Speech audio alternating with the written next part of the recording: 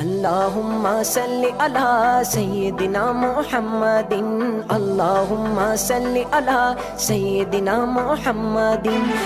Tariq gift centre Bradford کی ایک واحد شاپ جہاں سے آپ کو نعتیں، قوالیاں اور علماء کی تقاریر پر پرانی سے پرانی اور نئی سے نئی audio cassette, video cassette, audio C D, D V D ہر وقت مل سکتی ہے۔ لائیو نعتوں کی اور تقاریر کی محفلوں کی ریکارڈنگ آپ کو مل سکتی ہے۔ اس کے علاوہ عطر، ٹوپیاں، جبے، جلباب اور اسلامی استعمال کی متعلقہ اشیاء سستے داموں مل سکتی ہے۔ نام یاد رکھیں، Tariq gift centre, 12 Carlisle road, Bradford 8۔ Telephone 01274 775 721، mobile 07931 587 694۔ Tariq Gift Center, your one-stop Islamic shop, 12 Carlisle Road, Bradford, BD8 8AD.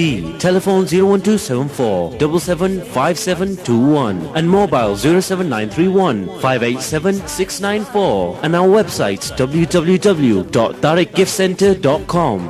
ذات میں دو جگ کے دی تیری، دو جگ کے دی تیری زلفاں دے جالدا۔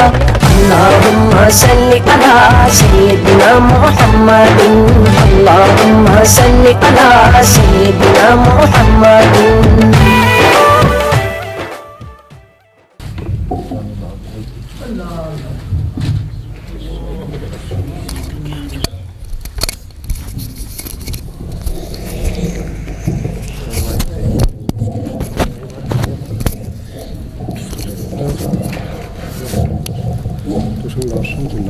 جی مسئلہ تو ٹھیک ہے نا، ٹھیک ہے۔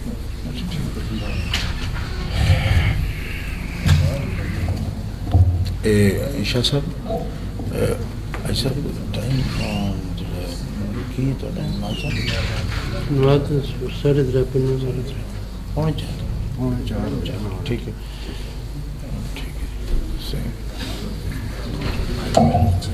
جی نیچے معمولی جی تھوڑا جا کر لو، ٹھیک ہے جی ٹھیک ہے۔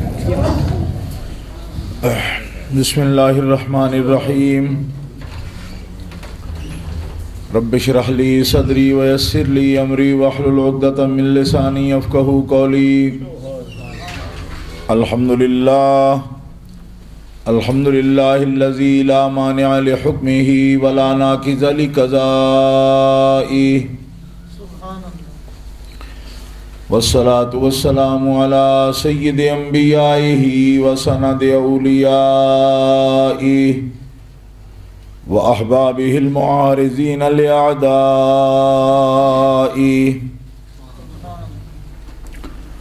أما بعد فأعوذ بالله من الشيطان الرجيم، بسم الله الرحمن الرحيم،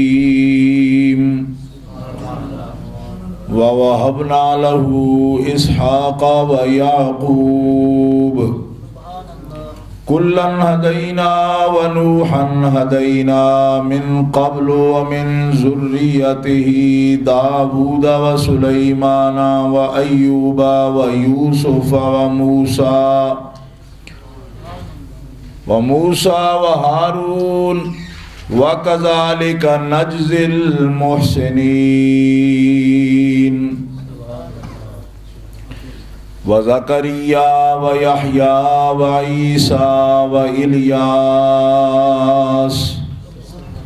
كل من الصالحين، وإسماعيل واليسع ويونس ولوطا وكلا فضلنا على العالمين،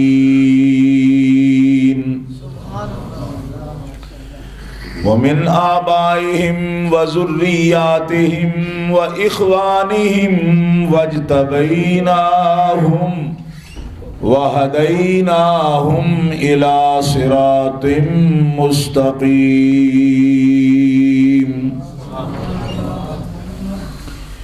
صدق الله العظيم۔ إن الله وملائكته يصلون على النبي يا أيها الذين آمنوا صلوا عليه وسلموا تسليما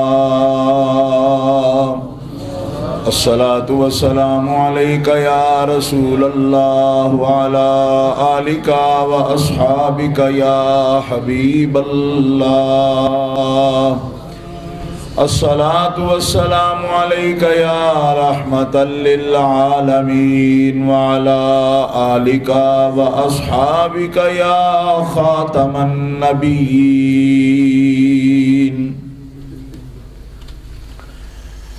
مولاي صل وسلم دائما أبدا على حبيبك خير الخلق كلهم محمد سيد الكونين والثقلين والفريقين من عرب ومن عجم فاق النبيين في خلق وفي خلق ولم يدانوه في علم ولا كرم وكلهم من رسول الله ملتمس غرفا من البحر أو رشفا من الديم ثم الرضا عن نبي بكر وعن عمر وعن علي وعن عثمان ذي الكرم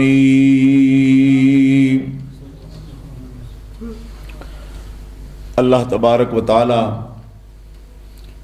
جل جلالہ وعم نوالہ وعظم شانہ ولا الہ غیرہ کی حمد و ثنا حضور رحمت عالم نور مجسم شفیع معظم قائد المرسلین سید النبیین امام الاولین والآخرین جناب محمد مصطفیٰ احمد مجتبیٰ صلی اللہ علیہ وآلہ واصحابہ وبارک وسلم کی بارگاہ اقدس و انور میں ہدیہ درود و سلام پیش کرنے کے بعد معزز و محترم حاضرین، اہل اسلام، اہل سنت و جماعت، عاشقان مصطفیٰ، آپ کی جامع مسجد غوثیہ لیڈز میں شہید کربلا، دافع کرب و بلا، راکب دوش مصطفیٰ، نور عین مرتضیٰ، راحت جان سیدہ زہرا، امام علی مقام سیدنا و مولانا ابو عبداللہ امام حسین ابن علی رضی اللہ تعالی عنہ وارضاہ عنا، آپ کی یاد میں جلسہ شہدائے کربلا منعقد ہے، اور اس مبارک محفل میں بہت سی ذی علم شخصیات، اہل سنت و جماعت، قابل قدر شخصیات، حضرت علامہ مولانا پروفیسر فتح محمد صاحب، حضرت علامہ قاری عبد القیوم صاحب، الفت نوشاہی، حضرت مولانا قاری عبد القادر صاحب، حضرت محترم جناب الحاج محمد یونس اویسی صاحب، آپ کے خطیب و امام انتہائی قابل قدر مہربان جناب علامہ مولانا عالم دین صاحب، منتظمین جلسہ حضرت صاحبزادہ پیر سید کوثر شاہ صاحب نوشاہی، محترم حاجی مہربان صاحب، اور یہاں کے تمام منتظمین مجلس اور اس مسجد شریف کے نمازی حضرات، لائق صد تبریک ہیں جنہوں نے آج اس محفل کا اہتمام کیا۔ اور آپ ہر ماہ 11ویں شریف کی محفل مبارکہ کا انعقاد کرتے ہیں، مگر آج کی محفل جو ہے یہ اگرچہ نام ان کا پیر صاحب نے کوثر شاہ صاحب نے لیا، لیکن آج کی محفل امام علی مقام کی محفل ہے، اس لیے کہ حضور غوث پاک کوئی تقریباً 11 واسطوں سے حضرت امام حسن کی اولاد ہیں اور امام حسین کے وہ نواسے ہیں۔ امام حسین عالی مقام جو ہیں حضرت غوث پاک کی والدہ حضرت امام حسین کی اولاد سے، آپ کے والد امام حسن کی اولاد سے، اور باپ کی طرف سے آپ حسنی ہیں اور ماں کی طرف سے حسینی سید ہیں۔ تو آج غوث پاک کا ہم ذکر نہیں کریں گے، کیوں کہ جب باپ کا ذکر آتا ہے تو بیٹے کا خود ہی اس میں شامل ہوتا ہے۔ غوث پاک تو جز ہیں ان کی آج جن کی محفل ہو رہی، اس لیے آپ کو اس سے بھی میں بتانا چاہتا ہوں کہ کتنی ہستیاں کامل ہیں جن کا آج ہم دن منا رہے ہیں۔ گرامی قدر حضرات، میں تفصیل سے کوئی بات آپ کے سامنے عرض نہیں کر سکتا، لیکن ضروری باتیں ضرور آپ سے کہوں گا۔ پہلی بات یہ ہے کہ حضرت امام عالی مقام امام حسین رضی اللہ تعالی عنہ آپ کو اتنے شرف حاصل ہیں اور اتنی عزتیں، اتنے مرتبے، اتنے مقامات حاصل ہیں کہ جن کی گنتی ہم نہیں کر سکتے اس امت میں، بلکہ سب امتوں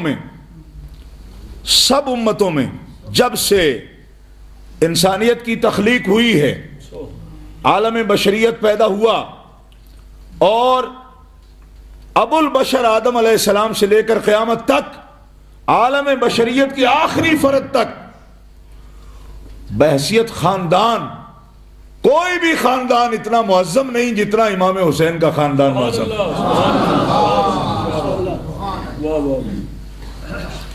اور اس لیے نہیں کہ ہم مسلمان ہیں، جو نجابت، جو شرافت اور جو اعلیٰ خوبیاں انسانی اس خاندان کو حاصل ہیں، صرف مسلمان نہیں بلکہ مستشرقین نے، غیر مسلموں نے بھی تسلیم کیا کہ انسانی زندگی میں جو اعلیٰ اوصاف ہو سکتے ہیں وہ اس خاندان میں موجود ہیں جس خاندان میں اللہ نے اپنے رسول کو پیدا فرمایا۔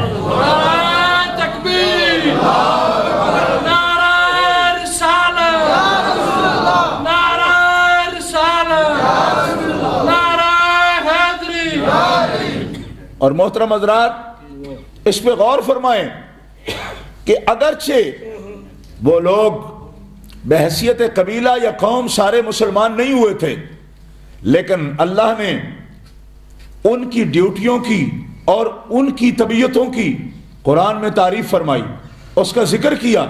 لإِيلَافِ قُرَيْشٍ إِيلَافِهِمْ رِحْلَةَ الشِّتَاءِ وَالصَّيْفِ فَلْيَعْبُدُوا رَبَّ هَذَا الْبَيْتِ الَّذِي أَطْعَمَهُم مِّن جُوعٍ وَآمَنَهُم مِّن خَوْفٍ۔ آپ کہہ سکتے ہیں سبحان اللہ، اس میں کوئی پابندی نہیں، میں آپ سے ہی بات کر رہا ہوں۔ ایک تو اس دروازے کی یہ خرابی ہے، جتنی دفعہ مہمان آئے آپ اتنی دفعہ جو ہے نا توجہ آپ کی بڑھ جاتی ہے تقریر سے۔ تو تقریر کرنے والا آدمی اس سے بڑا چڑ جاتا ہے کہ جب کوئی آدمی چہرہ پھیر کے بار بار اس طرح دیکھتا ہے، اس سے بڑا تکلف ہو جاتا ہے، آپ کو پتہ نہیں، آپ 5 منٹ کے لیے یہاں کھڑے ہوں پھر آپ کو اس بات کا احساس ہو سکتا ہے، لہذا تھوڑی سی تکلیف ہوگی آپ کو، اتنی دیر ذرا آپ متوجہ رہیں گے۔ گرامی قدر حضرات، تعریف ان کی فرمائی گئی بحیثیت قوم، اور ان کی ڈیوٹیاں بھی بڑی اونچی ہیں۔ دیکھو، اجعلتم سقایۃ الحاج و عمارت المسجد الحرام، یہ اللہ کے گھر کے کنجی بردار ہیں صدیوں سے، متولی ہیں یہ۔ دیکھو آپ مسجدوں کے متولی ہوتے ہیں نا، تو کمیونٹی پوری میں آپ کی ایک امتیازی شان ہے نا کہ چابی آپ کے پاس ہے، کیونکہ مسجد خدا کا گھر ہے، جہاں بھی ہو، لیڈز میں بھی ہو تو بندے کا ایک الگ سے مقام ہے، یہ جی مسجد کے متولی۔ ہم جہاں جاتے ہیں لوگ تعارف کہ یہ مسجد کے صدر ہیں، جی یہ صدر ہیں، یہ متولی ہیں، یہ انتظامیہ ہیں، ان کے پاس چابی ہے، تو بجا طور پر مسلمانوں میں واقعی اس کا امتیاز ہونا چاہیے جو اللہ کے گھر کا متولی ہے۔ لیکن یہ قریش کون ہیں، بنو ہاشم کون ہیں جو صدیوں سے اللہ کے گھر کے متولی ہیں؟ میں ایک جملہ قابل توجہ کہہ رہا ہوں، اس پر توجہ فرمائیے۔ ان کے ساتھ خدا کے گھر کی کوئی خاص کہانی ہے، لوگوں کو بھی ان سے خاص چڑ ہے، لیکن اللہ کو بھی ان سے کوئی خاص پیار ہے۔ اب اس بات کی یہ خطابت نہ سمجھیے، خطابت کا ٹائم ہی نہیں ہمارے پاس، بس بات کرنی ہے مجبوری سے۔ میں بات یہ عرض کر رہا ہوں کہ دیکھو اگر آپ یہ مسجد شریف ہے آپ کی, اس کے متولی کے لیے, صدر کے لیے اسی محلے میں کوئی مسلمان موجود ہے, آپ اس کو صدر بنا لیتے ہیں, اس کا مطلب یہ نکلا کہ اسی محلے میں ایسے لوگ موجود ہیں کہ جو اس مسجد شریف کے انتظامات کو سنبھال سکتے ہیں. لیکن اگر اس پورے ملک سے بندہ نہ ملے, پورے ملک سے بندہ نہ ملے کہ جس کو کعبے کا کفیل یا کعبے کا وکیل یا چابی بردار صاحب المفتاح بنا دیا جائے, نہیں ملتا, تو پھر میں آپ کو تقریر کیا سناؤں, یہ کہہ سکتا ہوں نا کہ اب گھر رب کا اور اس کی تولیت رب جسے سپرد کرے, اور اس کے لیے اس پورے خطے سے بھی بندہ نہ ملے, پورے ملک سے بندہ نہ ملے, دوسرے ملک سے رب ایک نسل کو بلائے کہ آؤ, میرا گھر آباد نہیں ہوتا اگر تم یہاں نہ آؤ. لیڈ والو مرضی آپ نے کرنی ہے لیکن زور سے کہو سبحان اللہ. محرم شریف میں ایک فقیر سید کی بات مان لینا کوئی نہیں, ایک صدقہ جاریہ ہی ہوتا ہے, غصہ نہیں کرنا, میں بار بار آپ سے یہ کہتا ہوں تو سبحان اللہ ہی کہلوا رہا ہوں اور کیا کہہ رہا ہوں. جی ہاں,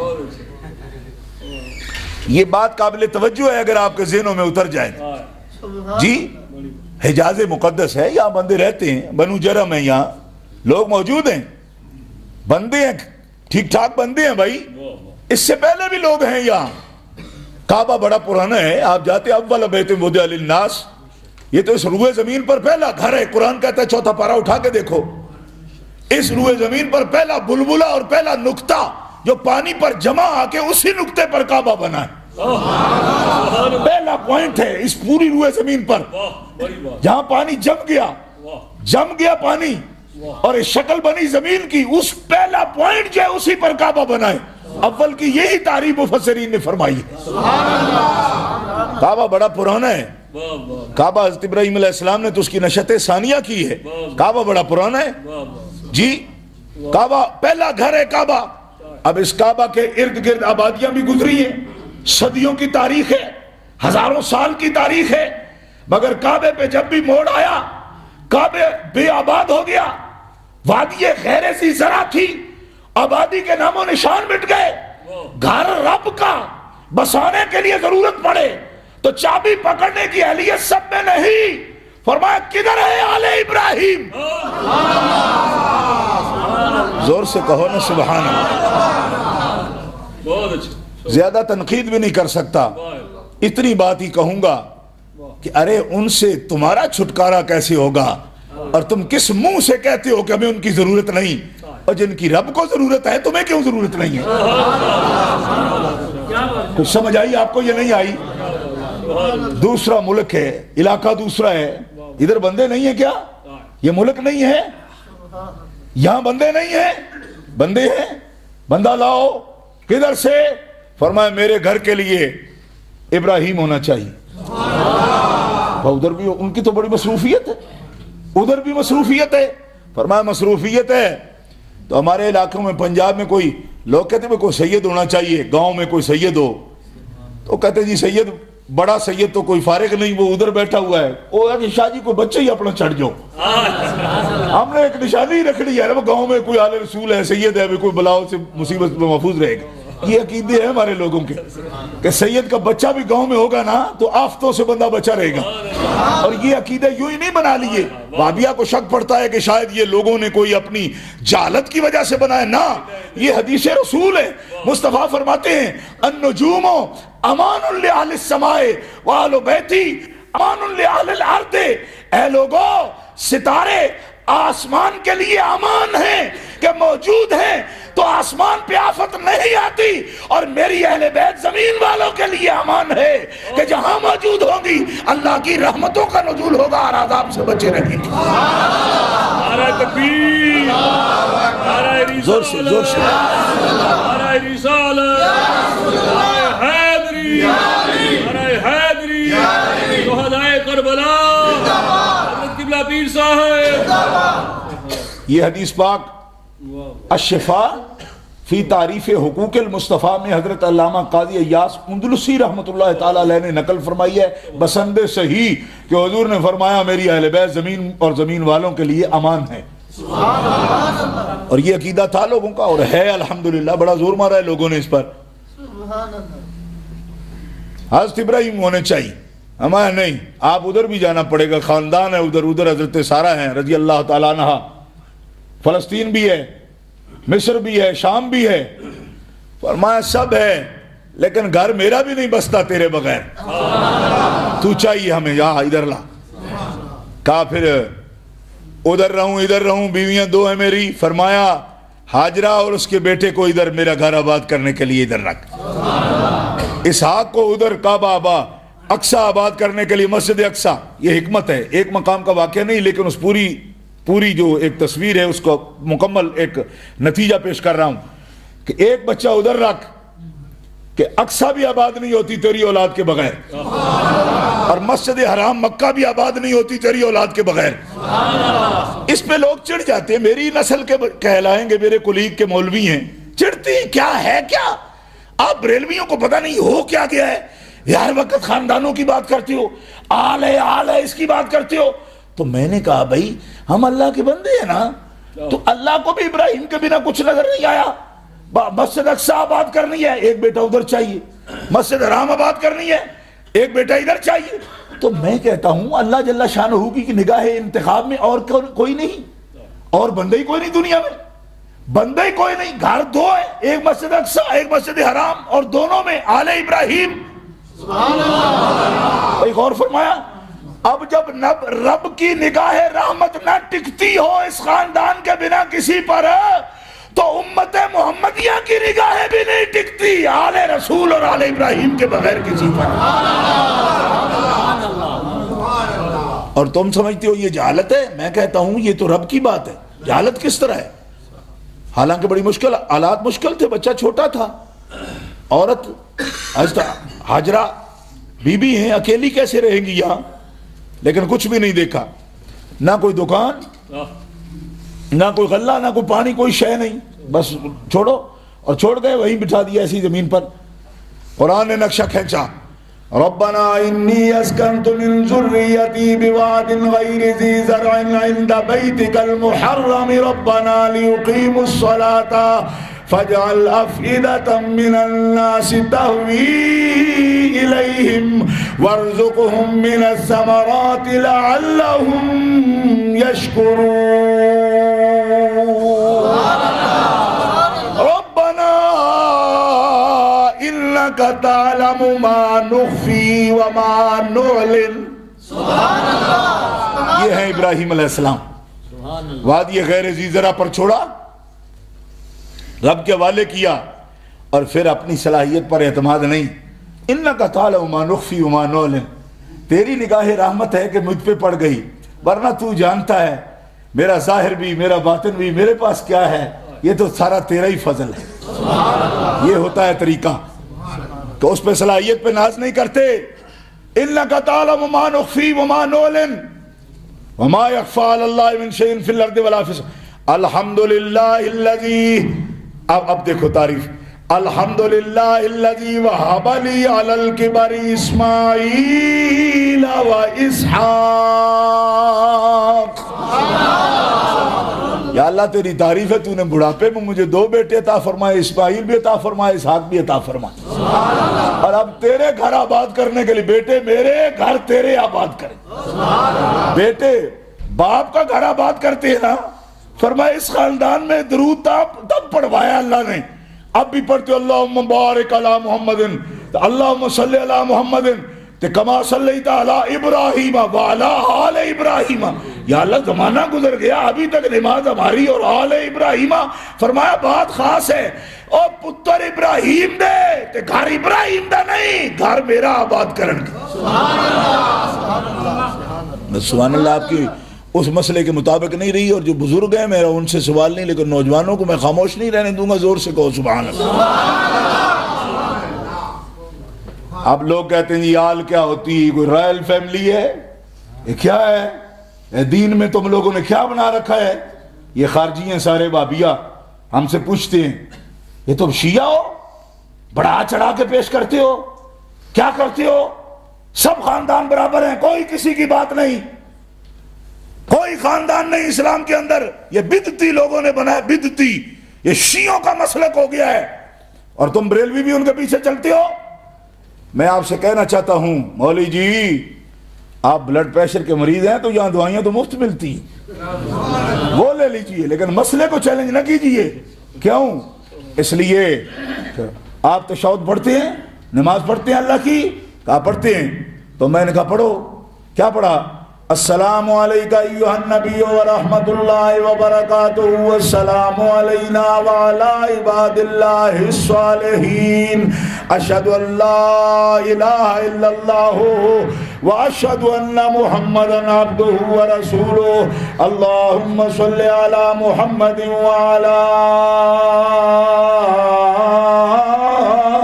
آل محمد کما صلیت علی ابراہیم وعلی آل ابراہیم انک حمید مجید۔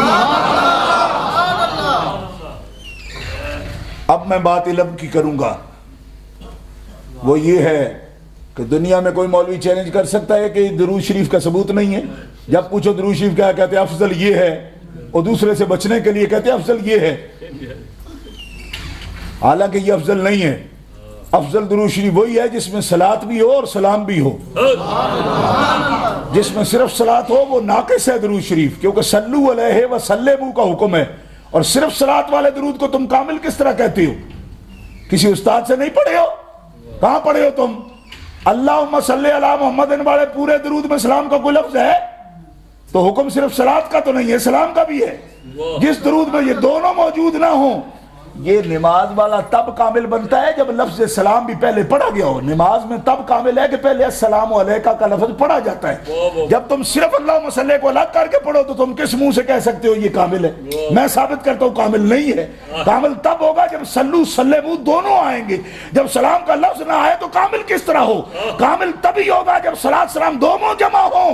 نماز میں کامل تب ہے کہ السلام علیکہ ایھا النبی پڑھا جاتا ہے۔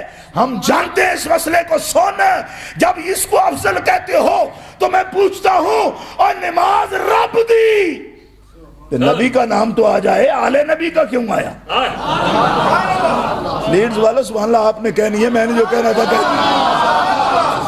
ایک ضد کرتا ہے یار سید آپ سے، اتنی بات بھی اس کی پوری نہیں کرتے۔ کمال ہو گئی۔ امت محمدیہ میں پوچھتا ہوں کہ آل اگر شے کوئی نہیں ہوتی تمہاری نماز میں کیا ہوتا ہے؟ نماز رب کی، چلو نبی تو نبی ہے، رسول رسول ہیں، ان کا تو نام آ جائے، یہ آل کا کیوں آیا؟ کیونکہ آل کا نام آئے تمہیں تو گولی پڑتی ہے، 303 چلتی ہے تمہارے سینے پہ۔ میں پوچھتا ہوں نماز رب کی، پھر آل کا کیا مطلب؟ معلوم یہ ہوا کہ نبی یوں ہی ایک اکیلے کو پکڑ کر بلند نہیں کیا جاتا۔ نبی بلند ہو، اس کی ماں بلند نہ ہو تو نبی پر تان آئے کہ ہاں تو نبی ہے، بڑے معجزے دکھاتا ہے، تیری ماں دیکھی ہے، وہ تو عام سی ہے، کوئی شے نہیں ہے، اس میں تو یہ نقص ہے۔ فرمائے ایک اکیلا نبی پکڑ کے میں کس طرح بلند کروں؟ نبی کو بلند کروں تو اس کی ماں کو بھی بلند کروں، نبی کو بلند کروں اس کے باپ کو بھی بلند کروں، نبی کو بلند کروں اس کے خاندان کو بھی بلند کروں، نبی کو بلند کروں اس کی اصل کو بھی بلند کروں، ارے نبی کو بلند کروں اس کی فرع کو بھی بلند کروں، نبی کو بلند کروں اس کے باپ دادا بھی بلند ہوں گے، نبی کو بلند کروں اس کے بیٹے اور اس کے پوتے اور نواسے بھی بلند کیے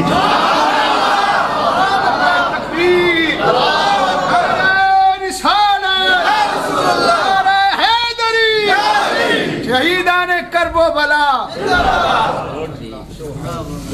بات سمجھ آئی یا نہیں آئی؟ ایک اکیلا نبی کس طرح بلند ہوگا؟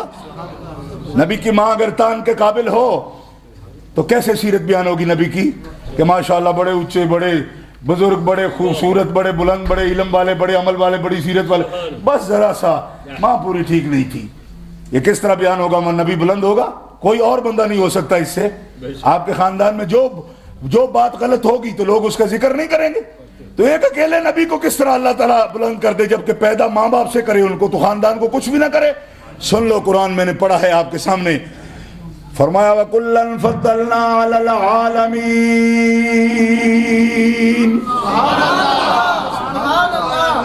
سارے جہانوں سے میں نے ان کو بلند کر دیا ہے۔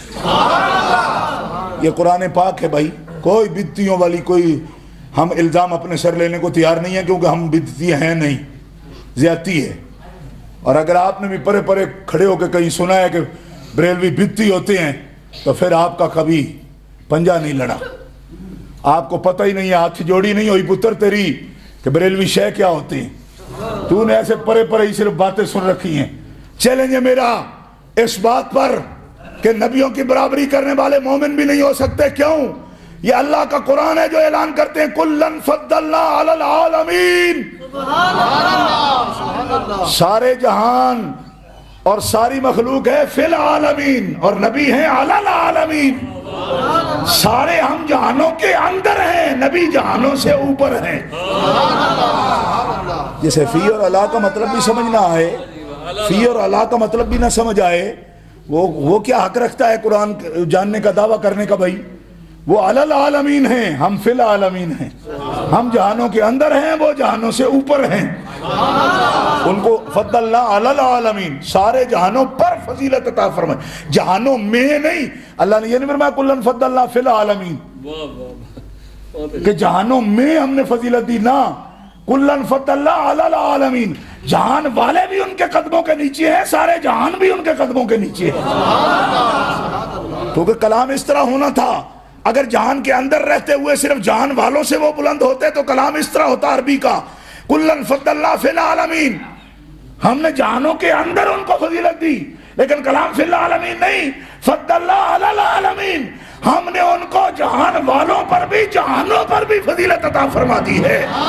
اب کہنا پڑے گا 18,000 عالم میں جو بے مثل و بے مثال ہستی ہے، وہ سر نبوت اور علت العلل اور حقیقت الحقائق اور سبب الاسباب اور ساری کائنات کی کنہ وجود باوجود ہے محمد الرسول اللہ کا، جن کے تصدق سے رب نے ابراہیم کو بھی خلیل بنایا۔ نعرہ تکبیر، نعرہ رسالت، نعرہ تحقیق، نعرہ حیدری۔ لیکن آج بات آپ کی نسبت سے ضرور ہوگی، لیکن موضوع آپ کی ذات نہیں ہے۔ آج پوچھا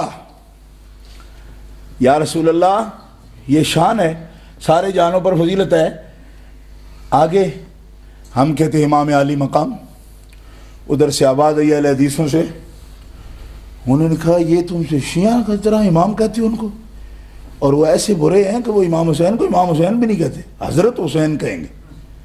میں نے کتنے مولویوں کی کتابیں ان کی پڑھی، وہ امام حسین پاک کو امام حسین بھی نہیں کہتے، اپنے مولوی جو نماز پڑھائے ان کو بھی امام کہتے ہیں، چاہے 20 صورتوں سے زیادہ بھی نہ ان کو آئے کہ یہ ہمارے امام صاحب ہیں۔ ابن تیمیہ جیسے مولوی کو بھی، گھنڈے کو بھی وہ امام کہتے ہیں۔ مودودی کی سب کتابوں میں ابن تیمیہ کو امام ابن تیمیہ لکھا ہوا ہے۔ وہ گنڈا تھا، وہ جس نے سب سے پہلے یہ بات کہی کہ جو روزہ نبوی کی نیت سے سفر کرے اس کا سفر حرام ہے۔ اس بکواس کرنے والے آدمی کو بھی مودودی تک بھی امام ابن تیمیہ لکھتے، امام ابن تیمیہ۔ میں نے کہا ذلیلو، تم امامت کا کیا معیار رکھتے ہو؟ اسے امام نہیں بناتے ہو اور اسے امام نہیں مانتے ہو کہ جو اماموں کی اولاد ہے، جو خود امام ہے، جو سید الشہداء ہے، جو کلمے کی آبرو ہے، جو دین کا بانی ہے اور دین کا علمبردار ہے، جس نے 72 ٹن ذبح کرا کے صبر و رضا کا بلند مینار کائنات کے سامنے قائم فرما دیا، وہ تمہارا امام نہیں ہے تو ابن تیمیہ تمہارا امام ہے؟ ابن تیمیہ امام ہے، ابن تیمیہ امام ہے۔ میں نے کہا ابن تیمیہ پر درود پڑھتے ہو؟ ابن تیمیہ پر نماز میں درود پڑھا جاتا ہے؟ شرم آنی چاہیے تمہیں، شرم آنی چاہیے۔ ہم یہ کہتے ہیں آل رسول کریم ہمارے امام ہیں، آل رسول کریم ہمارے امام ہیں، اور آپ کہہ سکتے ہیں شاہ جی صرف اپنی رائے سے۔ میں نے کہا نہیں، حضرت ابراہیم خلیل اللہ علیہ السلام سے جب کنٹریکٹ ہو گیا، معاہدہ ہو گیا، عاہدنا الی ابراہیم و اسماعیل، آپ کہیں گے یہ خاندان کی کیا کوئی خاص بات ہے؟ میں پوری ذمہ داری سے کہہ رہا ہوں یہ خاندان، لوگ کہتے ہیں نا فلانے تو ٹھیکیدار ہے اس گل دا، ساڑھے پنجاب جو کہندے نا تو کوئی ٹھیکیدار ہے۔ اللہ تعالیٰ قرآن میں کہتا ہے آل ابراہیم میرے دین کی ٹھیکیدار ہے۔ قرآن اٹھا کے دیکھو، میں اپنی طرف سے نہیں، عاہدنا الی ابراہیم، میرا ابراہیم سے ٹھیکہ ہو گیا، معاہدہ ہو گیا، وسیقہ ہو گیا، عربی میں جس کو کہتے ہیں معاہدہ، وسیقہ، معاہدہ، عہدنا الی ابراہیم و اسماعیل. اور میں صدقے جاؤں ابراہیم علیہ السلام کے بعد اسحاق علیہ السلام کا نام نہیں لیا، اسماعیل علیہ السلام کا نام لیا. معلوم ہوا جو دین ہمیں دیا ہے اس میں دو شاخیں جو چلی ہیں، بڑی چھوٹی شاخ اسحاق علیہ السلام کی، ان کو بھی ٹھیکیدار نہیں بنایا. ہمارے دین کے لیے ٹھیکہ جو دیا ابراہیم علیہ السلام کو تو وہ چلا ہے اسماعیل علیہ السلام کی طرف.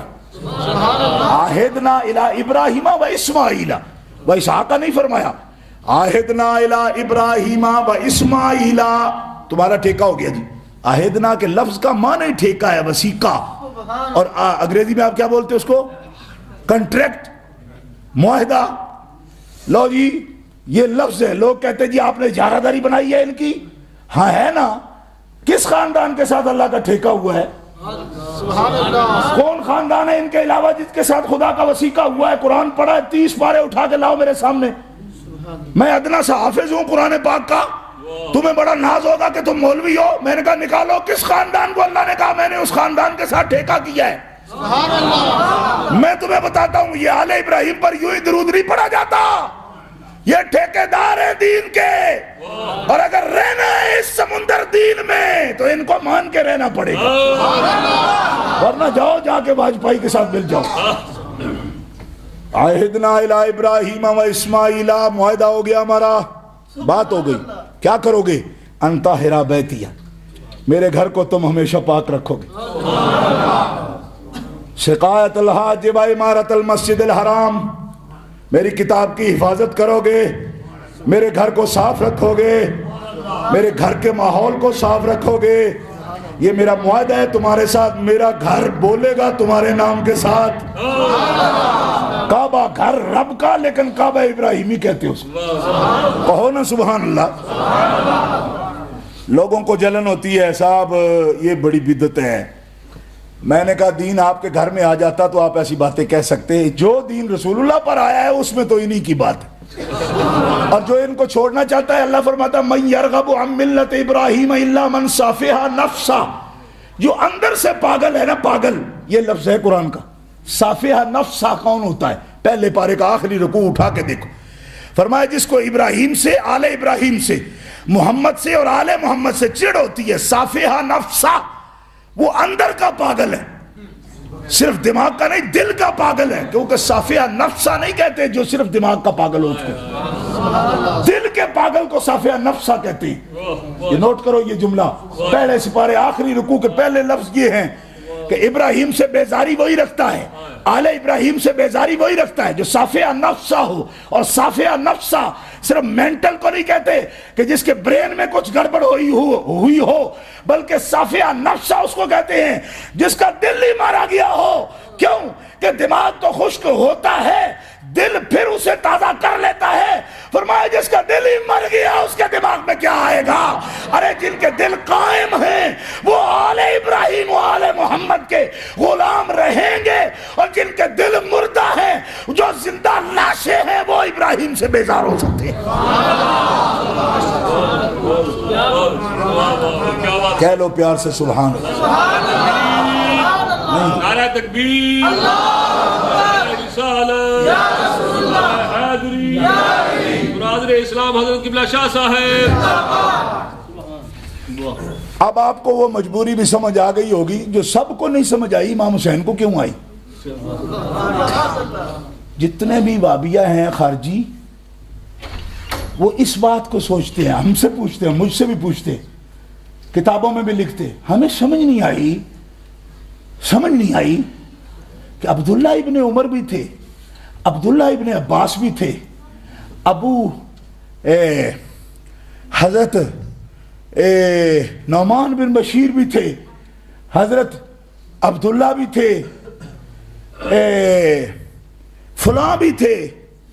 امام حسین کو ہی یہ بات کرنے کی کیا ضرورت تھی کہ حالات خلافت راشدہ کے خلاف جا رہے ہیں اور اسلام کا نظام مفلوج ہو رہا ہے اور مجھے نکلنا چاہیے؟ اس کا جواب ان کو نہیں آتا. کتابیں لکھتے یہ خروج ہے، امام کا خروج ہے، یہ لفظ لکھا، امام کا خروج ہے حکومت کے خلاف. یہ بات جب سب کو نہیں آئی تو ان کو کیوں آئی؟ یہ سوال ہے خارجیوں کا، لکھتے کتابیں باقاعدہ اتنی موٹی لکھی ہیں. میں ان سے پوچھتا ہوں یہ خیال آنا اسے چاہیے تھا جس کا کوئی کنٹریکٹ ہو، جس کا معاہدہ ہو. اب جو دین کے خلاف کوئی بات کرتا ہے تو سب لوگ آپ اٹھتے ہیں، سب سے پہلے وہی اٹھے گا جو اس وقت ذمہ دار ہوگا. بھائی اگر کسی مکان پہ کوئی چوری ڈاکہ پڑتا ہے تو سب سے پہلے اس کا سیکورٹی سسٹم ہی تو چیختا ہے. نہیں سمجھ آئی بھائی؟ سمجھ نہیں آئی؟ اگر کوئی آدمی ونڈو پہ ہاتھ رکھتا ہے تو سب سے پہلے جس چیز کی آواز آتی ہے وہ تو سیکورٹی سسٹم ہے اس کا، یا چوکیدار ہے. ہمارے ملک کی بات کریں، پاکستان کی، اگر کوئی دیوار پھلانگ کے آتا ہے تو سب سے پہلے کون بولتا ہے؟ جس کی ڈیوٹی ہے حفاظت کی. سب سے پہلے وہ بولے گا جس کی ڈیوٹی ہے حفاظت کی. خارجی پوچھتے ہیں، شاہ غلیظ الدین پوچھتا ہے ہم سے، وہابیہ پوچھتے ہیں خروج کیوں کیا؟ تو صحابہ بھی موجود تھے، کسی اور نے بات ہی نہیں کی، تو امام پاک نے کیوں بات کی؟ تو میں نے کہا ان دوسرے لوگوں جن کا بھی تم نام لیتے ہو قابل قدر ہیں، قابل عزت ہیں، ہمارے پیشوا ہیں، لیکن معاہدے میں نام کس کا ہے؟ وہ عہد نا جو رب نے فرمایا اس میں کس کا نام ہے؟ کس کا نام ہے؟ میں نے کہا بولنا. آپ سے میں جو بات عرض کر رہا ہوں سمجھ آ رہی ہے؟ اب رب سے جو معاہدہ ہوا ہے اس میں کس کا نام ہے؟ اور سارے بزرگ ہیں، سجدے دینے کی سب کو اجازت ہے، کلمے پڑھنے کی اجازت ہے، مگر رب سے جو بات ہوئی ہے اس وسیقے پر نام کس کا ہے؟ اگر سمجھ آ جائے تو بڑی بات ہے. میں تقریر ہوا کے لیے نہیں کر رہا، آپ کے لیے کر رہا ہوں. لوگ پوچھتے ہیں بھائی انہوں نے ہی کیوں کیا؟ میں نے کہا حق ہی ان کا تھا، حق ہی ان کا تھا، ڈیوٹی ہی ان کی تھی. اور پھر شیعہ اس پر زیادہ آنسو بہا کے یہ سمجھتا ہے کہ میرا سوگوار ہو جانا چاہیے ہمیں. میں کہتا ہوں ہاں افسوس ہے ان مظالم کا جو امام پہ اس ملت میں کیے گئے، لیکن اس میں کوئی توہین نہیں اور کوئی پریشانی کی بات نہیں. کیوں؟ فرمایا حسین ابن علی وارث آل ابراہیم کا. ارے یہ تو بیٹوں کو اپنی چھری کے نیچے رکھ کے ذبح کر دیتے ہیں. اچھمبا تب ہوتا، اچھمبا تب ہوتا، ارے اوپری بات تب ہوتی جب کسی خاندان میں پہلے کبھی ککڑی بھی ذبح نہ کی ہو، مرغی بھی ذبح نہ کی ہو، اور ہو جائے واقعہ تو کوئی ہائے کہ کیا ہو گیا. ارے اس خاندان کو جانتے نہیں ہو؟ اے ابراہیم کا بیٹا ہے حسین ابن علی، یہ وارث ہے آل ابراہیم کا، اور اس کے دادا کی روایت ہے وہ تو اپنی چھری کے نیچے ایک خواب دیکھ کے 80 سال کی عمر میں مانگا ہوا بیٹا چھری کے نیچے رکھ کے خود ذبح کرنے کا حوصلہ رکھتا ہے. حسین پکارے دادا ابراہیم اگر تم اپنی چھری کے نیچے رکھ کے اسماعیل کو ذبح کرنے کی طاقت رکھتے ہو تو میں بھی تیرا خون ہوں، میں 72 ٹن میدان کربلا میں ذبح کرنے کی صلاحیت رکھتا ہوں.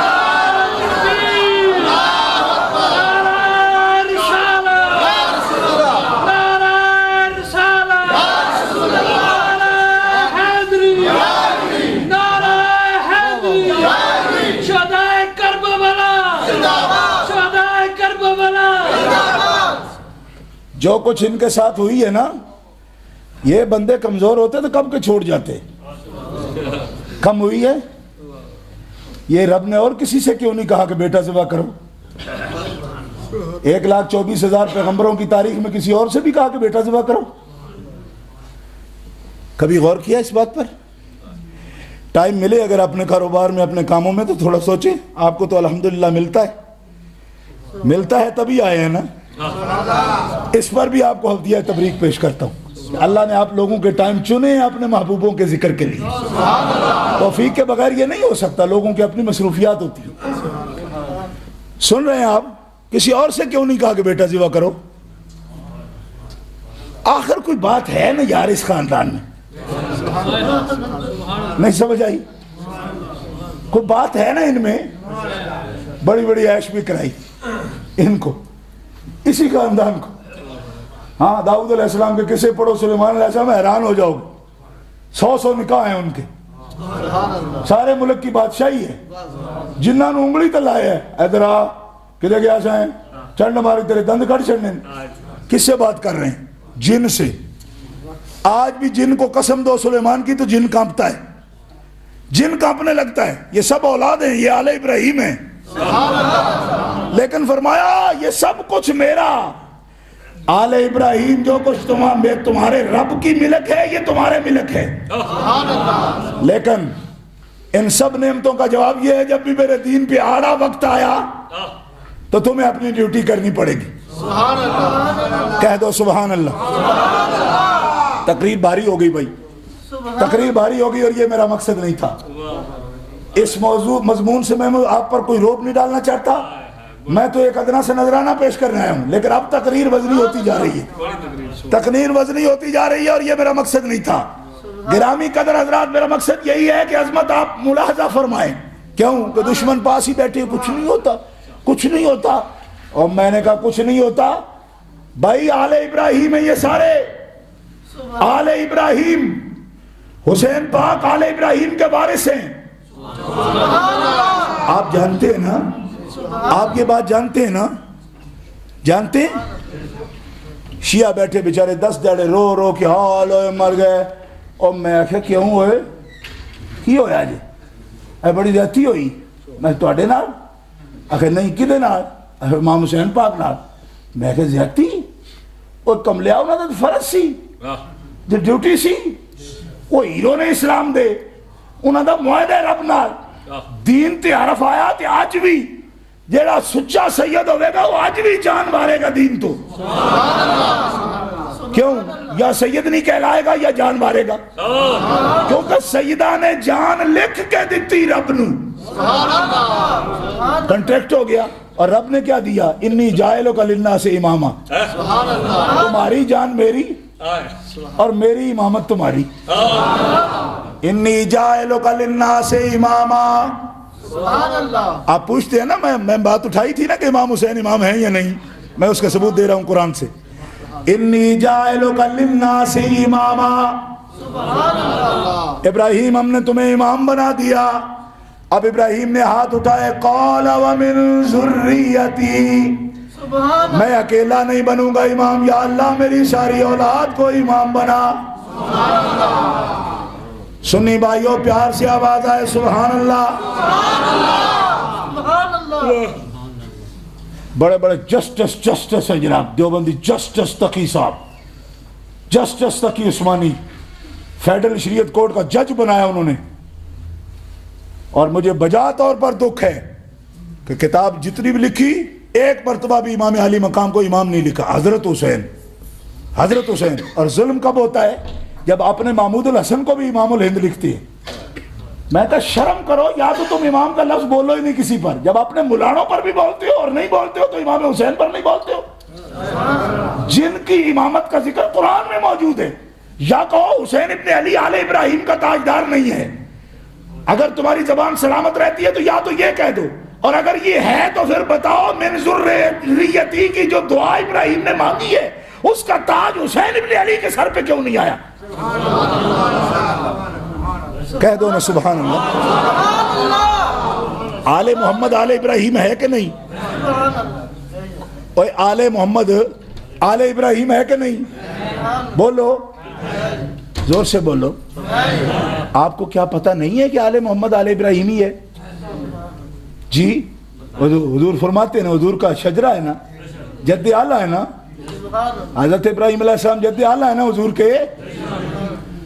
تو حسین ابن علی سے حضور کا رشتہ جانتے ہیں آپ؟ یہ وارث ہیں آل ابراہیم کے یا نہیں؟ تو جن کی ذریت میں امامت رب نے دے دی اور یہ ذریت طیبہ ہیں, ان کی امامت تو قرآن بیان کر رہا ہے. تیری کس طرح جرت ہے کہ تو اپنے ملوانوں کو امام کہے اور امام علی مقام کو امام نہ کہے؟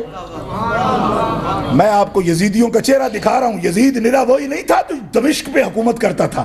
یہ ملوانے بھی اسی یزید کے وارث ہیں جو آج بھی امام حسین کی امامت کو قائل نہیں ہے. آپ سمجھتے ہو صرف کربلا میں کربلا ہوئی ہے؟ کربلا آج بھی ہو رہی ہے. آج بھی جنہیں امام خارجی نظر آتا ہے خروج کیوں کیا؟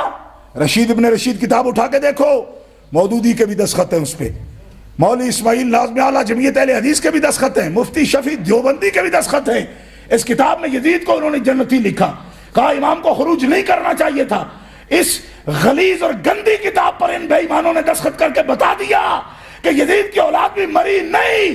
کیوں کہ جو رسول کے دشمن ہیں وہ آل رسول کے بھی عاشق نہیں ہو سکتے. ہاں آج بھی آل رسول کے سچے غلام ہیں تو اہل سنت و جماعت ہیں. کہ جو رسول اللہ کے بھی غلام ہیں آل رسول کریم کے بھی غلام ہیں. کتاب دکھانا میری ذمہ داری ہے، بریڈ فورڈ میں میرے کتب خانے میں موجود ہے. جو آدمی دیکھنا چاہے کہ اس گندی غلیظ کتاب پہ ان لوگوں نے دستخط کیے اور کہا یہ کتاب درست ہے. امام علی مقام السیدہ فاطمہ الزہرا کے گھرانے کے خلاف کتابوں کی تصدیق کرنے والے کیا آپ سمجھتے ہیں کہ کبھی نجات کے قابل ہوں گے؟ نہیں. تو جو خود نجات کے قابل نہیں ہیں ان کے پیچھے چلنا آپ کو کیسے منزل پر پہنچائے گا؟ اسی لیے ہم بتاتے ہیں بچو ان سے. کیوں؟ یہ صافیہ نفسہ ہیں، یہ اندر سے پاگل ہیں. ان کا نام ایک ہی رکھا ہے، کیا ہے؟ یہ اندر سے یہ مردہ دل لوگ ہیں، اندر سے پاگل ہیں. کیوں؟ فرمایا ابراہیم و آل ابراہیم سے اختلاف وہی رکھتا ہے جس کا اندر مر گیا ہو، صافیہ نفسہ ہو. گرامی قدر حضرات، امام کی یہ ڈیوٹی تھی. سب کو خیال نہ آئے امام کو کیوں آیا، میں اس کا جواب دے رہا ہوں. ساڑھے پنجاب اس کہنے میں پانی ٹبے چڑھیا کہ نہیں، یعنی گل سمجھ آئی کہ نہیں، اور آپ کے یہاں کہتے ہیں وہ بات کلیئر ہوئی کہ نہیں. جی بھائی کلیئر ہوئی بات یا نہیں؟ کہ امام کو ہی خیال کیوں آیا؟ اس لیے آیا کہ ذمہ دار وہی تھے. ان کو خیال نہ آتا تو پھر یہ تان ہوتا کہ یہ ہو رہا تھا، تو ان کو خیال کیوں نہیں آیا؟ کیوں؟ اس لیے کہ ان کا نسب سچا ہے، ان کا حسب سچا ہے، ان کی نسبت سچی ہے. ان کی نسبت سچی ہے، وہ آل نبی کے وارث ہیں، وہ علوم نبوت کے وارث ہیں، وہ روایات نبوت کے وارث ہیں. اور اس خاندان کو تو آج حضرت ابراہیم علیہ السلام نے اسماعیل علیہ السلام کو لٹھا دیا. حضرت اسماعیل علیہ السلام گلا کھول لیا، پہلے چھوٹے سے تھے، ابھی عمر عنفوان شباب تھا، ابھی عنفوان شباب تھا. مفسرین لکھتے ہیں کہ ابتدا تھی، ابھی مسیں بھی بھیگی نہیں تھی، آپ کی عمر یہ تھی. پہلے اپنے گلا صاف کیا، اس طرح کھولا، کپڑے کو ہٹایا اور فرمایا ابا سیدھے لٹا کے مجھے ذبح نہ کرنا، اگر میری تیری آنکھیں مل گئی نا تو تجھے شفقت پدری آئے گی آڑے. آپ کی آنکھوں میں اگر آنسو آ گیا تو قربانی نہیں قبول ہوگی، کیونکہ قربانی دینے والے خوش دلی سے دیتے ہیں، روتے ہوئے نہیں دیتے.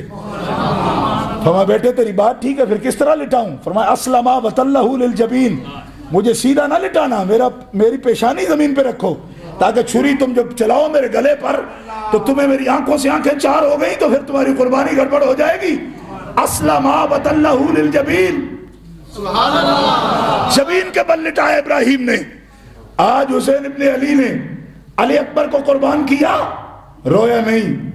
سنی عالم اور شیعہ عالم میں یہی فرق ہے، وہ سمجھتا ہے کہ چیختے چلاتے حسین قربانیاں دے رہا تھا، تو چیختے چلاتے تو ہر مجبور جان دیتا ہے. حسین میں اور مجبوروں میں فرق کیا ہے؟ ارے پگلے، حسین نے تو ساری پکی قربانیاں عباس علمدار کے بازو دیے، علی اکبر کی جوانی لٹائی، قاسم کا سہرا لٹا دیا.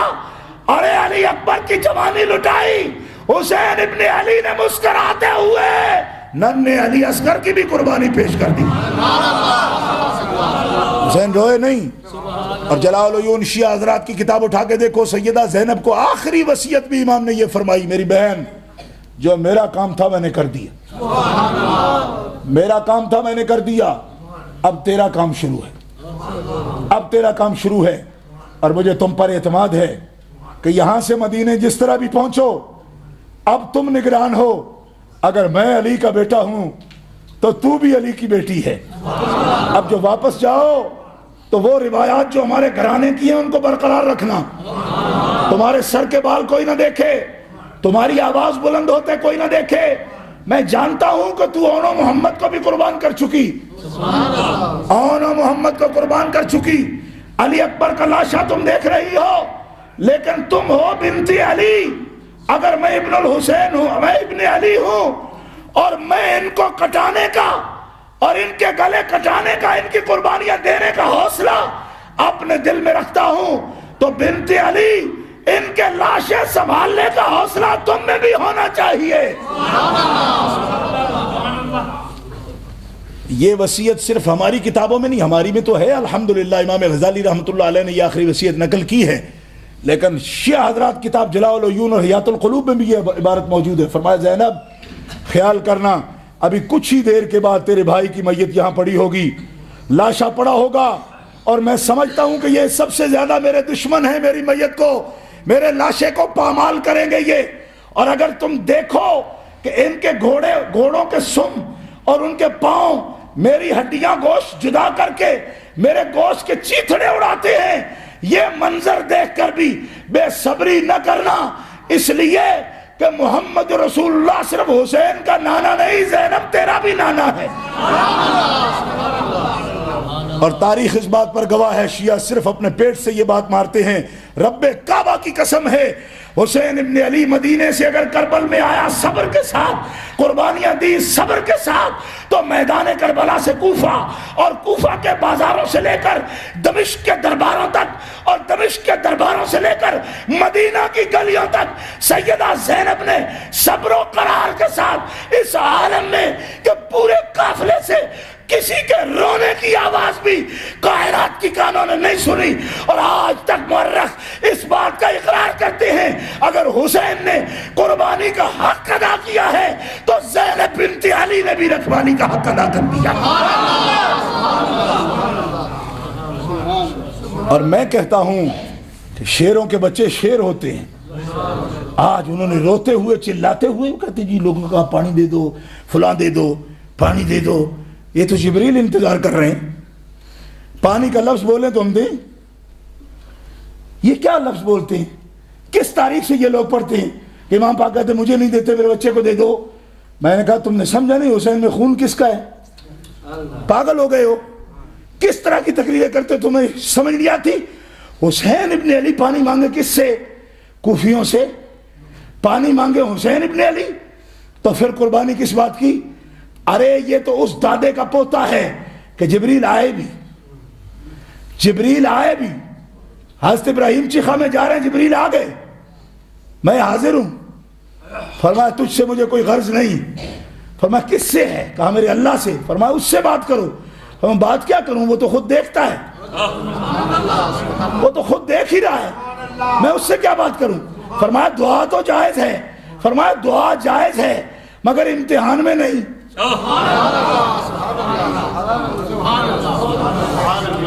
اس کا مطلب ہے تقریر بہت بھاری ہوگی، دب رہے ہیں آپ اس کے نیچے. اس طرح کی تقریر کا مقصد نہیں تھا. فرمایا ابتلا کی گھڑی میں جب پیپر سامنے آ جائے، اب کوئی بندہ بیٹھ کر جواب نہ لکھے اور دروشی پڑھنا شروع کر دے. میں پیپر دیکھتا تھا بی اے کے درجہ عالیہ کے پیپر، تنظیم المدارس کے ادب کا پرچہ میرے پاس آتا تھا، میں اس کی نمبرنگ وغیرہ کرتا تھا.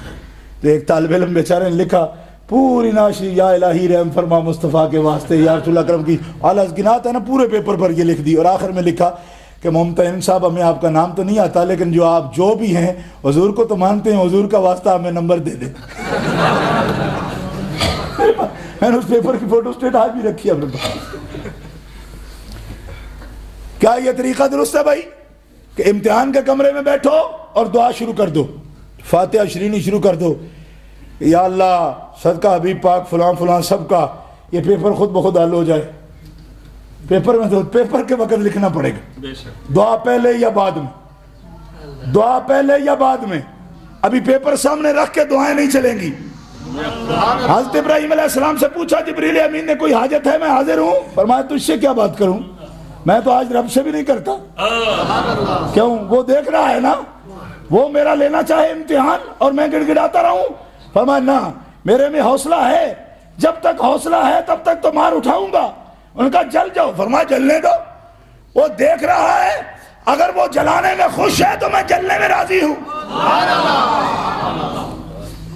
بات اگر سمجھ آ گئی ہو تو درست ہے، نہ آئی ہو تو میاں صاحب کی زبانی کراؤں.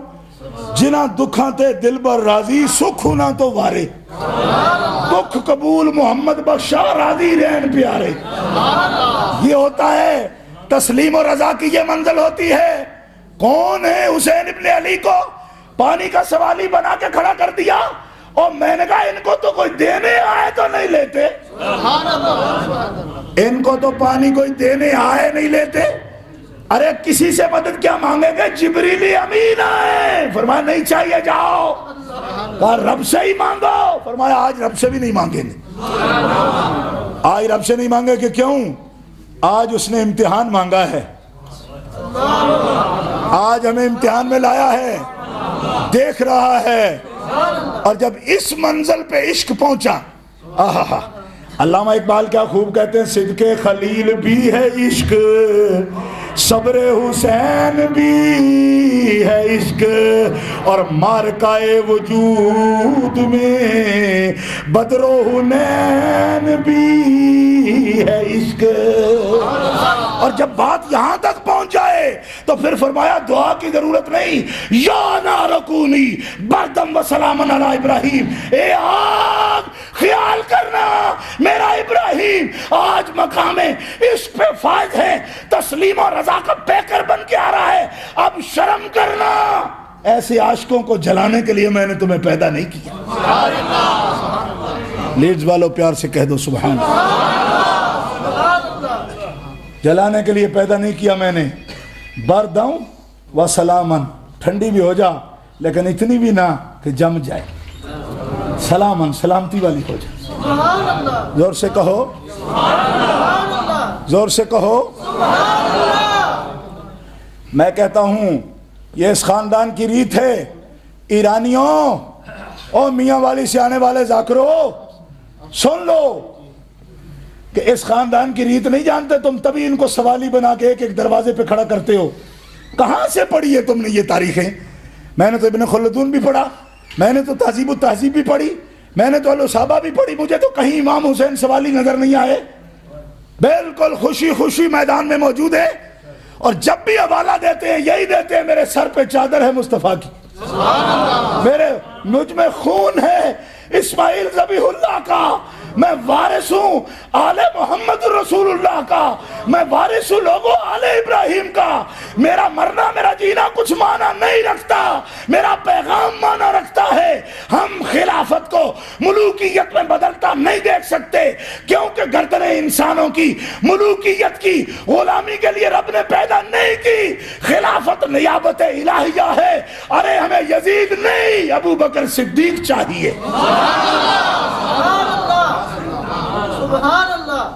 امام کا پیغام اتنا قیمتی ہے کہ اس پہ امام نے اپنا سارا کنبہ قربان کر دیا، تب حسین حسین ہے۔ اور اگر حسین مجبور ہے، حسین پانی مانگنے والا ہے، حسین اس طرح منتیں کرنے والا ہے، تو کیوں یاد ہم مناتے ہیں؟ وقت ضائع کر رہے ہیں ہم؟ کسی مجبور کی یاد منانے کو کیوں تیار ہوں کہ جو جس کی مرضی سے کام نہ ہوا ہو، اور جو مجبور بنا کے ہاتھ پیر باندھ کے مار دیا جائے؟ ایسے تو روز مارے جاتے ہیں بندے۔ حسین کے ایک اشارے پر سلسبیل کی نہریں چل سکتی تھی، حسین کے ایک اشارے پر یزید کا دربار ان کے قدموں میں آ جاتا تھا۔ اب دیکھ لو، وزارتیں موجود ہیں اور ایڈوائزری بورڈ موجود ہیں، ہر ایک نعمت موجود ہے، مگر حسین علی مقام کا ایک ہی مطالبہ تھا کہ میں نبی کے منبر پر اور نبی کے تخت پر ابو بکر صدیق دیکھ سکتا ہوں، یزید نہیں دیکھ سکتا۔ گرامی قدر حضرات، بات آگے بڑھاتے ہوئے آپ کہیں گے وہ تو اسماعیل ذبیح اللہ نبیوں کی بات تھی، نبی تھے وہ، حسین کو نبی تھے؟ میں نے کہا نہیں تھے، لیکن عبد المطلب نبی تھے؟ حضرت عبد المطلب نبی تھے؟ بولو نا۔ یہ بلانا اس لیے بھی ضروری ہے کہ آپ بہت حیران ہو گئے، حیران مت ہوئیے۔ حضرت عبد المطلب نبی تھے؟ نہیں نا، لیکن اس خاندان کے متولی ہیں وہ، کعبے کے متولی، ان کے پاس بھی چابی تھی۔ حضرت عبد المطلب نے دعا کی، یا اللہ تیرا گھر ہے اور ہمارے گھر کا ایک معاہدہ چل رہا ہے، اب تیرے گھر میں لوگ ننگے طواف کرتے، آب زمزم کو گندگی سے انہوں نے بھر دیا، چاہے زمزم کو بھر دیا، بند ہو گیا، اس کے نشان ہی ختم ہے۔ میری ایک خواہش ہے کہ تو مجھے 10 بیٹے عطا کر، میں 10 بیٹوں کی مدد سے تیرا گھر صاف کر دوں گا، کیونکہ ہماری ڈیوٹی ہے طاہرہ بیتیہ، تم میرے گھر کو صاف رکھو گے۔ میں اسماعیل کا وارث ہوں، میرا دل کرتا ہے کعبے کو صاف بھی کروں، چاہے زمزم کو بھی پاک کروں اور نکالوں اس سے پانی، لیکن میں اکیلا نہیں کر سکتا، مجھے 10 بیٹے دے، 10 بیٹے دے۔ اگر میرے ہاتھ سے یہ کام ہو گیا، ان 10 میں جو سب سے خوبصورت ہوگا وہ میں تیری بارگاہ میں ذبح کر دوں گا۔ منت مان لی حضرت عبد المطلب نے. دیکھتے ہو اس خاندان کی روایتیں. پہلے جو کام نہ ہوا ہو نا اس قسم کا اچنبا ہوتا ہے, اوپرا لگتا ہے کہ صاحب یہ بڑا کیا. امام حسین کو کیا ماں بھی یہ بات بتاتی تھی, نانی بھی بتاتی تھی کہ ہمارا خاندان بیٹے اس قسم کا ہے. نانیاں ماں اس قسم کی ہوں تب حسین بیٹے ہوتے ہیں نا. اور جو یہ بتائیں جناب بالکل نو نو نو نو نو لگ جاتا ہے, خون نکلتا ہے یہاں سے, خون نکل جاتے ہیں. اور اس خون نکلنے کے ساتھ جناب ایسا وائرس لگ جاتا ہے کہ بندہ بالکل چوٹی سے لگ جائے, بندہ مر جاتا ہے. ماں اگر کسی کو یہ بتاتی ہو نہیں حضرت عبد المطلب کی منت ہے 10 بیٹے دے, تیرا گھر صاف ہو گیا, چاہے زمزم ٹھیک ہو گیا میرے مالک, تو کام بھی تیرا کیا, لیکن جو میرے ہاتھ سے ہو جائے اس کے شکرانے میں ان 10 میں ٹاس کروں گا, ٹاس.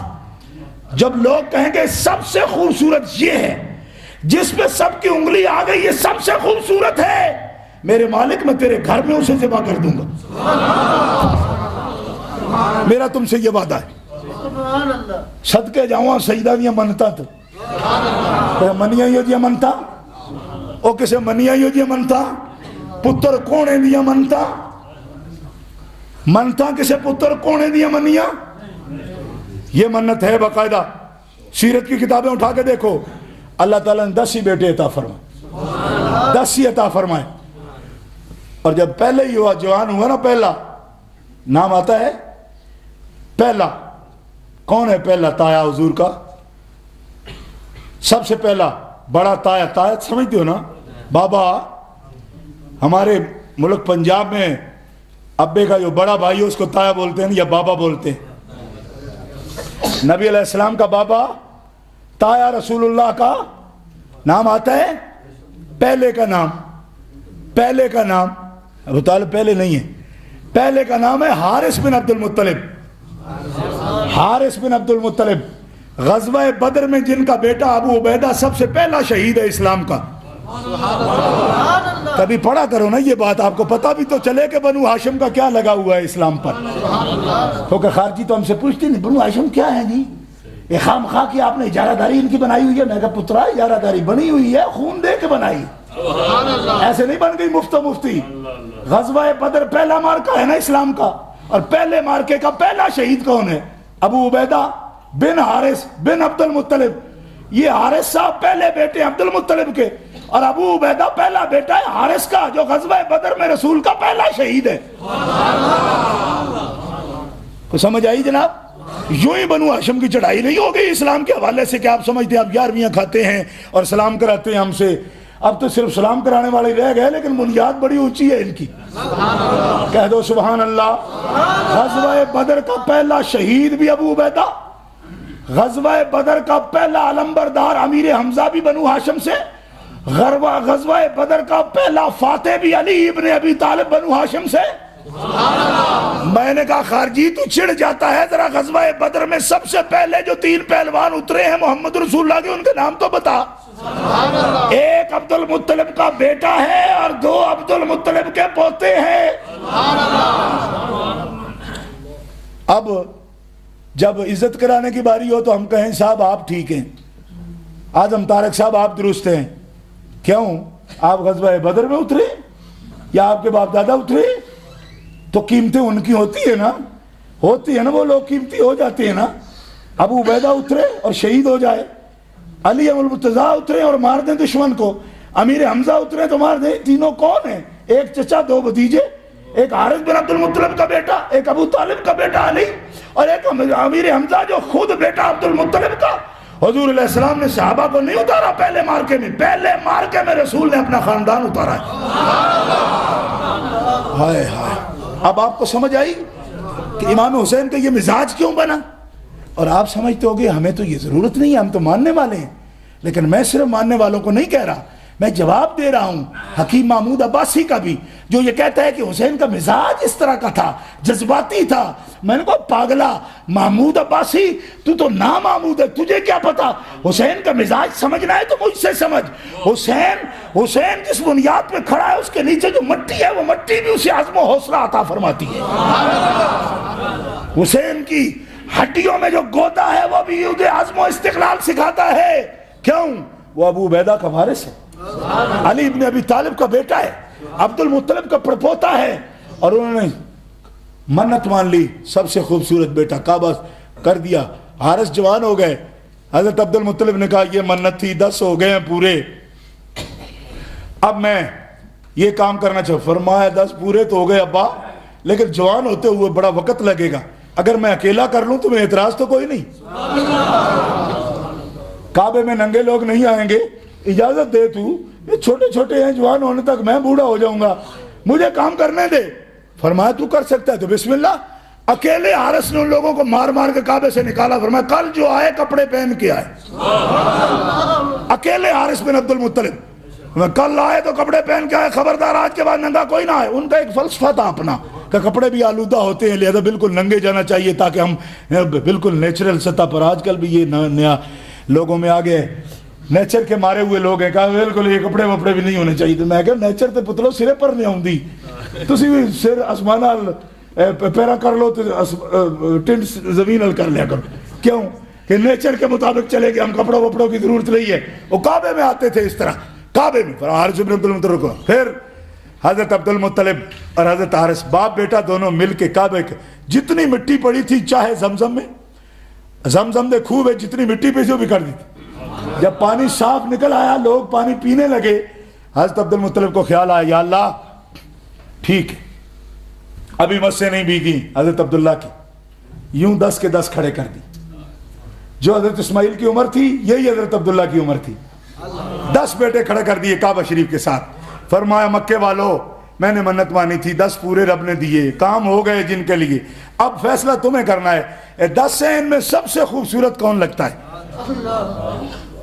رعایت نہیں کرنی کسی کی, جو سب سے خوبصورت ہو فیصلہ تم کرو گے, ذبح عبد المطلب کرے گا. سب نے انگلی رکھ دی, سب نے انگلی رکھی. سیرت حلبیہ اٹھا کے دیکھو, سب نے اشارہ کیا, زیادہ غور بھی نہیں کیا.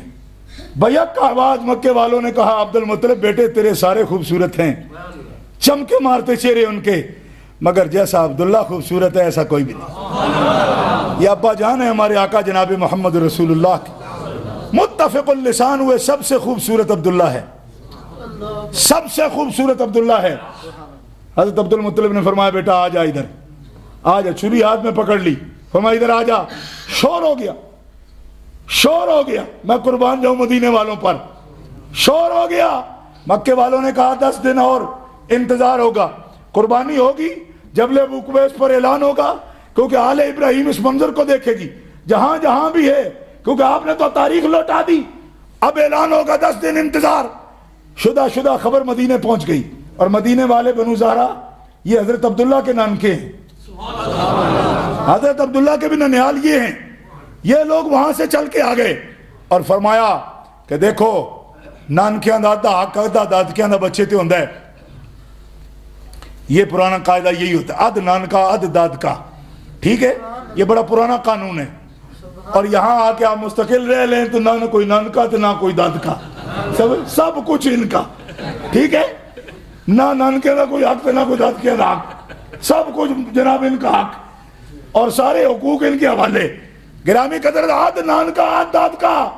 نانکے آڑے آ گئے, انہوں نے کہا عبد المطلب ہمارے نواسے کو تم ذبح نہیں کر سکتے, 9 اور بھی ہیں ان کو کرو, یہ ہماری بیٹی کا بیٹا ہے اس کو کیوں ذبح کرتے ہو؟ آپ نے فرمایا بات یہ نہیں, تم فیصلہ کر دو, میری منت یہ ہے کہ سب سے خوبصورت ہوگا. سارے کہتے ہیں عبداللہ خوبصورت ہے, میں کیا کروں؟ فرمایا خوبصورت ہے تو کیا ہوا, ہم ذبح نہیں کرنے دیں گے, ہمارا یہ نواسا ہے, ہم ذبح نہیں کرنے دیں گے. انہوں نے کہا جی پھر کیا کریں؟ کہا علماء سے پوچھو. اب گئے جناب بڑے بڑے ہبروں کے پاس, اور بڑے بڑے جو ماہرین تھے کتابوں کے, چونکہ آپ جانتے ہیں کہ انجیل تورات وغیرہ مکے والوں کے لیے تو تھی نہیں, لیکن جاننے والے تھے جیسے ورقہ بن نوفل وغیرہ. ان کے پاس گئے, کیا کریں؟ فرمایا ایک صورت ہے ان کو بچانے کے لیے, پھر آپ اس طرح کریں کہ اونٹوں کی قربانی کریں, 10 20 30 40 50 ان کے برابر کھڑا کر دیں.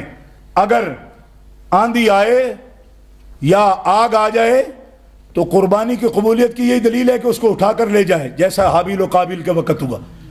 تو اگر آندھی آئے اور اٹھا کر لے جائے ان اونٹوں کو, تو اس کا مطلب یہ ہوگا کہ ان کے عوض میں اللہ تعالیٰ نے قربانی قبول کر لی اور ان کی جان بخشی ہو جائے گی.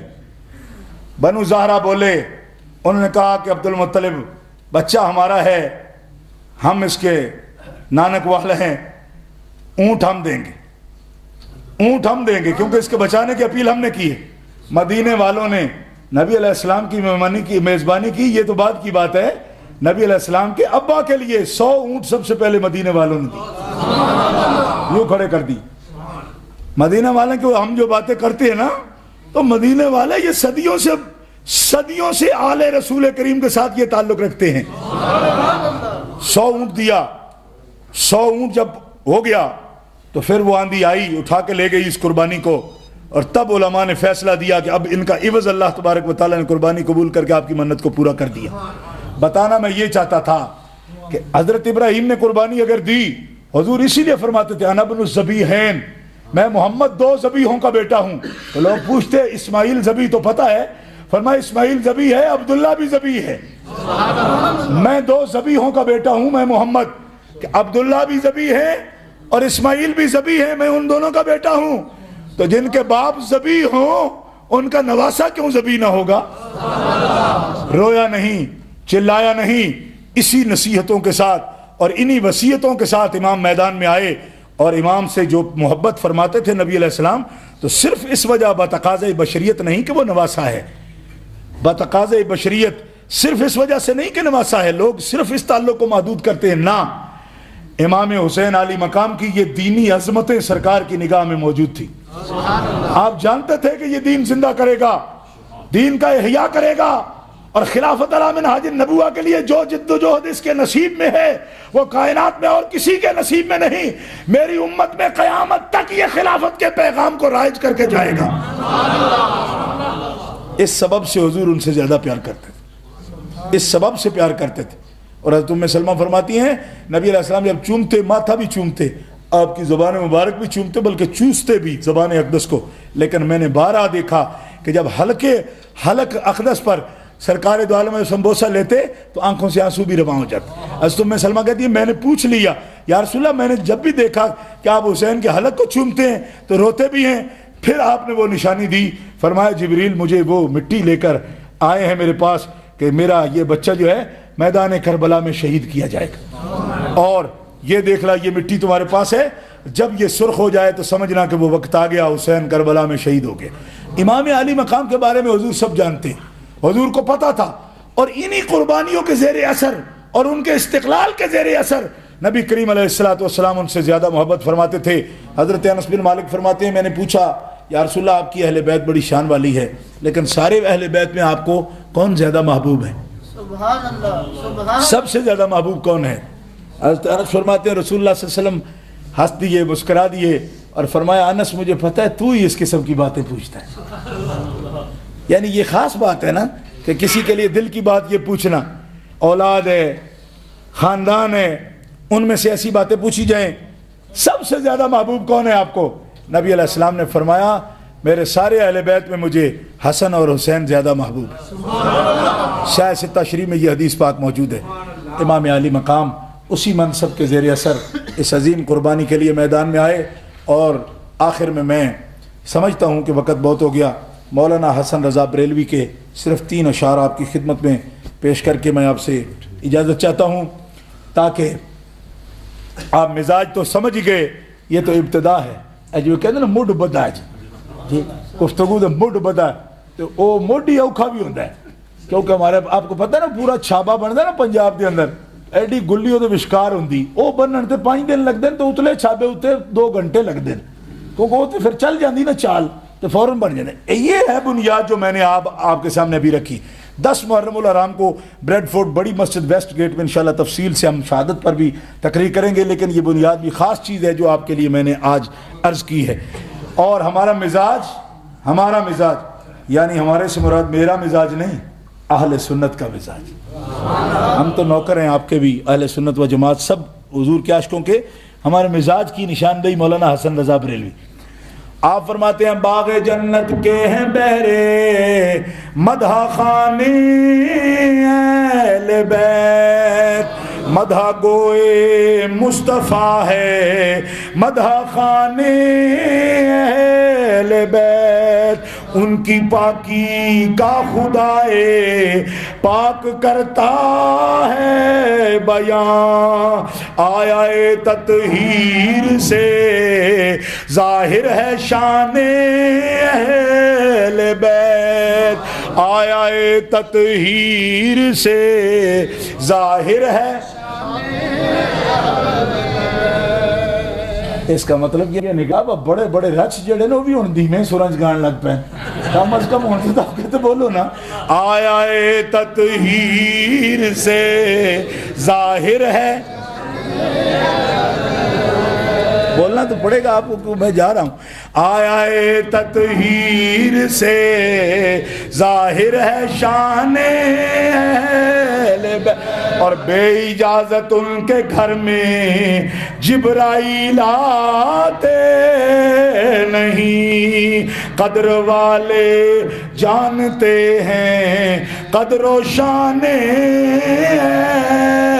بیت قدر والے جانتے ہیں قدر و شان اہل اور گھر لٹانا سر کٹانا کوئی تجھ سے سیکھ لے جان عالم ہو فدا اے خاندان اہل بیت اور بے ادب اہل بیت پاک سے گستاخیاں بے باکیاں لعنت اللہ علیکم دشمنان اہل بیت لعنت اللہ علیکم دشمنان اہل اور بے ادب گستاخ فرقوں کو سنا دے حسن یوں بیان کرتے ہیں سنی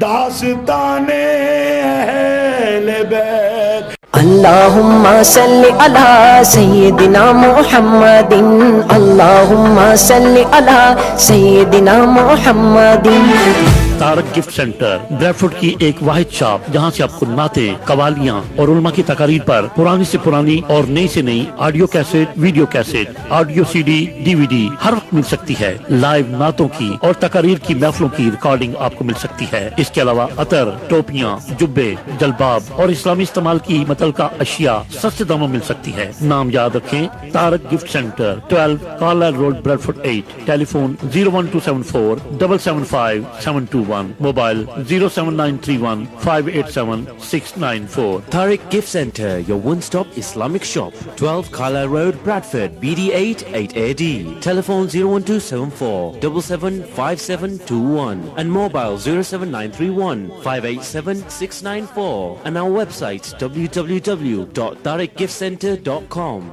ذات میں دو جگ کے دی تیری دو جگ کے دی تیری زلفاں دے جالتا اللہم صلی علی سیدنا محمد اللہم صلی علی سیدنا محمد